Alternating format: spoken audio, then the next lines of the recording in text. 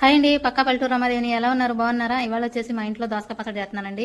దోసకాయ పచ్చడి ఎలా చేస్తున్నా కూడా మీతో షేర్ చేసుకుంటున్నాను. ఇక్కడ వచ్చేసి ఒక చిన్న దోసకాయ తీసుకున్నాను, పచ్చిమిరపకాయలు, టమాటాలు వేయించుకున్నాక కొంచెం నిమ్మకాయ సైజు చింతపండు తీసుకొని, ఏడుజనపప్పు తీసుకొని ఆ పొట్టు తీసుకొని ఒక గిన్నెలో తీసేసుకొని, ఇక్కడ వచ్చేసి చిన్నపాయలు, జీలకర్ర, ఉప్పు, మళ్ళీ ఇవన్నీ వేసుకొని మిక్సీ అయితే పట్టుకుంటున్నానండి. ఏడుజనపప్పు కూడా మిక్సీ పట్టి పక్కన పెట్టేసుకున్నాను. ఇప్పుడు వచ్చేసి పచ్చిమిరపకాయలు, టమాటాలు ఇవన్నీ వేసేసుకొని మిక్సీ పట్టేసుకొని పక్కన పెట్టేసుకొని, ఇప్పుడైతే తిరుమల పెట్టేసుకుంటున్నానండి. తిరుమల తగినంత నూనె, ఆవాలు, జీలకర్ర, కొంచెం పచ్చెనపప్పు, కరేపాకు, ఎండుమిర్చి, కొంచెం ఇంగువ, కొంచెం చిటికెడు పసుపు వేసి అన్ని వేగినాక ఈ పచ్చడి అయితే వేసేసుకొని తిప్పేసుకుంటున్నానండి.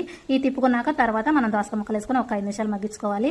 మనం అడగంటకుండా ఒక 5 నిమిషాలు అనేది పొయ్యి దగ్గరే ఉండి తిప్పుకుంటూ ఉండాలండి. 5 నిమిషాలు మగ్గించుకుంటే దోసకాయలో నీరు కూడా మొత్తం పోయి చక్కగా పచ్చడి అయితే టేస్ట్గా చాలా బాగుండిద్ది. ఒకసారి ఉప్పు కూడా చూసుకోండి. ఉప్పు కూడా సరిపోతే ఉప్పు కూడా చూసి వేసేసుకోండి. వేసుకున్నామంటే మనకి పచ్చడిలో చక్కగా వేడి మీద పచ్చడి మీద కలిసిపోయింది అనమాట. ఇక కదండి ఇవాళ మా ఇంట్లో అయితే దోసకాయ పచ్చడి చేశాను వేడిగా. ఇవాళ మా ఇంట్లో అయితే